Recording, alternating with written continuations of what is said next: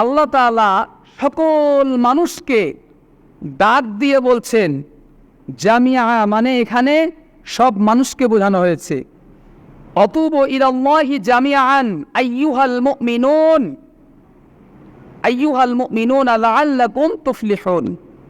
আল্লাহ বলছেন অতুবু ইলাল্লাহ, তোমরা আল্লাহর নিকটে তওবা করো, ফিরে আসো।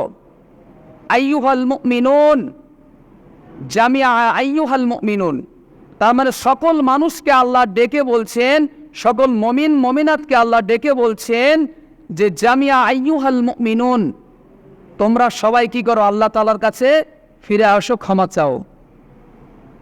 তাহলে কি হবে? লাআল্লাকুম তুফলিহুন, তোমরা সফলকামী হবে, তোমরা সফলতার চূড়ান্ত শিখরে পৌঁছতে পারবে। সম্মানিত হাজিরিন, তাহলে আল্লাহ তাআলা এখানে সুন্দরভাবে বলছেন যে হে মানুষ সকল, হে মমিন মমিনাত, তোমরা আল্লাহর নিকটে ফিরে আসো। তোমরা অপরাধ করেছো, অনুতপ্ত হয়ে একটিবারের জন্য আল্লাহ তাআলার কাছে স্যালেন্ডার হয়ে তোমরা যথারীতি আল্লাহর কাছে ক্ষমা চাও।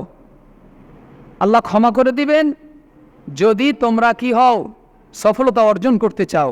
তাহলে আমরা কি সফলতা অর্জন করতে চাই? সকলেই চাই। তাহলে আসল সফলতা কি বলেন তো?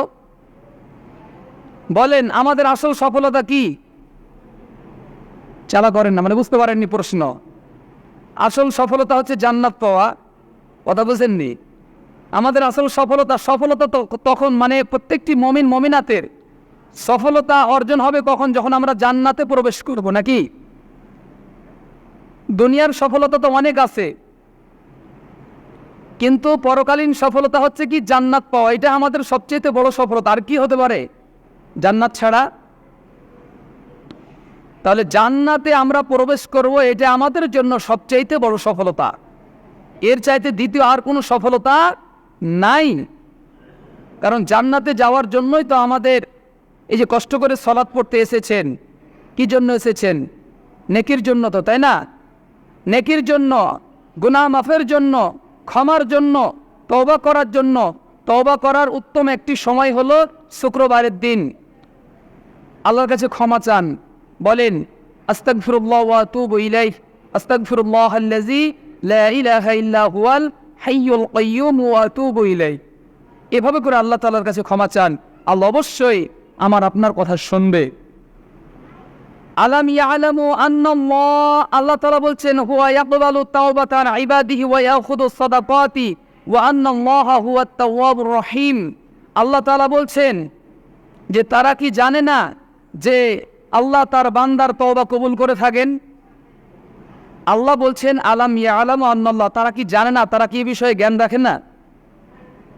তারা কি এ বিষয়ে জ্ঞান রাখে না? আলাম ইয়ালামু আন্নাল্লাহা হুয়া ইয়াকবালুত তাওবাত, যে আল্লাহ তাআলা বান্দার তওবা কবুল করে থাকেন। আন ইবাদাতিহি ওয়া ইয়াখুদুস সাদাকাত, এবং বান্দার কি করে থাকেন? সদকা দান কবুল করে থাকেন। ওয়া আন্নাল্লাহা হুয়াত তাওয়াবুর রহিম, নিশ্চয় আল্লাহ তাআলা হচ্ছেন ক্ষমাশীল দয়ালু। তাহলে আল্লাহ তাআলা তওবা কবুল করেন। কেউ যদি অজ্ঞতাবশত ভুল করে থাকে, কেউ যদি অন্যায় করে থাকে, তাহলে আল্লাহ সুবহানাহু ওয়া তাআলার কাছে যদি সে ক্ষমা চায়, আল্লাহ তাআলা ক্ষমা করার জন্য সদা সর্বদা কি আছেন?